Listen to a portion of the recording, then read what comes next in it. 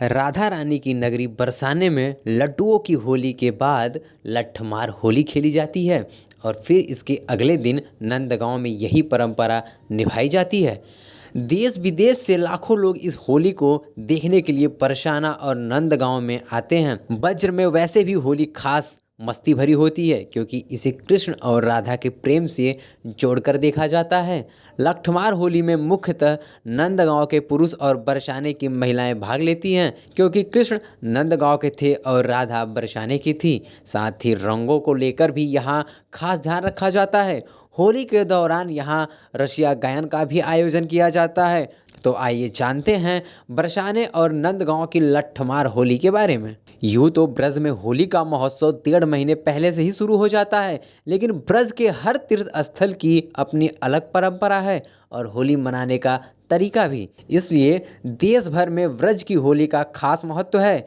फागुन मास की 9वीं तिथि को बरसाने में लट्ठमार होली खेली जाती है और 10वीं तिथि को नंदगांव में ये होली खेली जाती है। लट्ठमार होली में कान्हा की ढाल के साथ हुरियारे और राधा की लाठियों के साथ हुरियारी रंगीली होली खेलती हैं। दरअसल होली खेलने की परंपरा भगवान कृष्ण और राधा रानी के समय से चली आ रही है। दरअसल भगवान कृष्ण को होली का उत्सव बहुत अच्छा लगता था और वो इस त्योहार में बढ़ चढ़ कर हिस्सा लेते थे। होली के मौके पर भगवान कृष्ण नंदगांव से राधा रानी से मिलने के लिए बरसाना जाते थे। बरसाना पहुंचकर कृष्ण राधा रानी और सखियों के साथ होली खेलते थे, लेकिन राधा रानी और उनकी सखियां भी किसी से कम नहीं थी। तब उन्होंने छड़ी लेकर कान्हा और उनके ग्वालों के पीछे भागती हैं और उन्हें छड़ी मारती हैं। तभी से लट्ठमार होली खेलने की परंपरा चली आ रही है। आज भी बरसाने और नंदगांव में इसी परंपरा को निभाया जाता है। ब्रज में मान्यता है कि लट्ठमार होली खेलने के लिए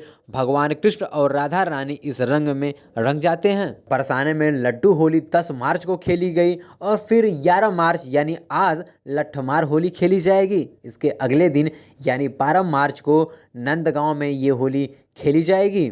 लट्ठमार होली में महिलाएं पुरुषों पर लाठियां बरसाती हैं। जितनी तेज से लाठियों का प्रहार पड़ता है उतनी ही होली का रंग गहरा होता जाता है। इसी प्रकार का आयोजन फिर अगले दिन नंदगांव में भी किया जाता है। Desk report DK news.